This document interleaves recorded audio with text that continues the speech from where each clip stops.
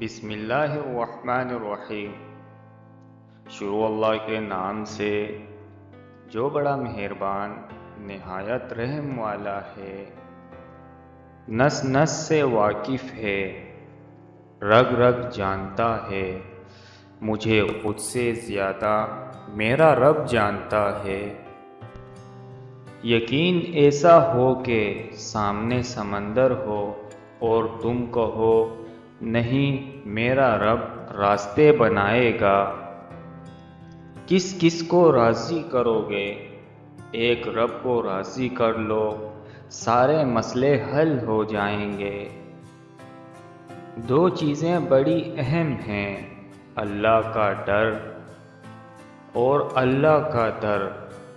جس شخص کو یہ دو نعمتیں نصیب ہو گئیں، سمجھو وہ کامیاب ہو گیا۔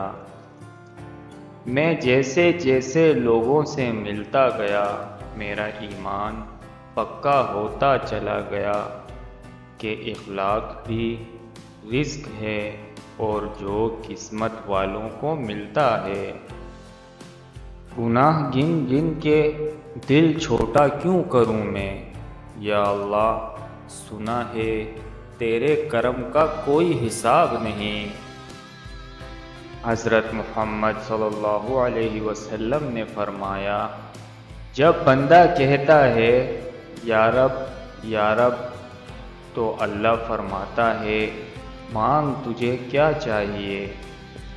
تم قطرہ مانگتے ہو، میرا رب دریا عطا فرماتا ہے۔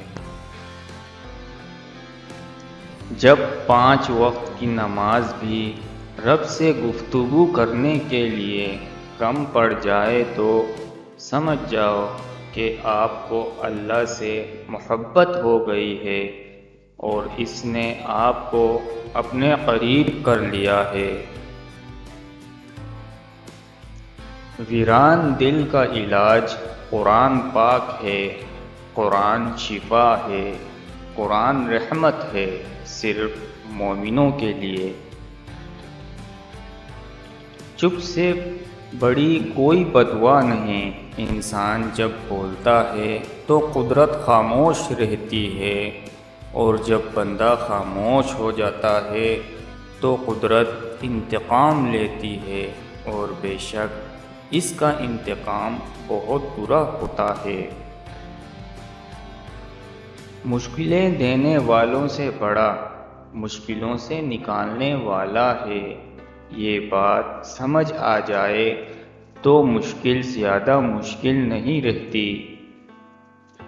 زمین کے اوپر عاجزی کے ساتھ رہنا سیکھ لو، زمین کے نیچے سکون سے رہو گے۔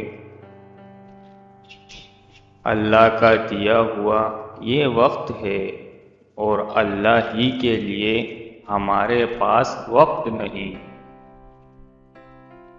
لوگ یہ تو نہیں جانتے کہ قیامت کے دن ان کے ساتھ کیا ہوگا، لیکن وہ یہ ضرور جانتے ہیں کہ دوسروں کے ساتھ کیا ہوگا۔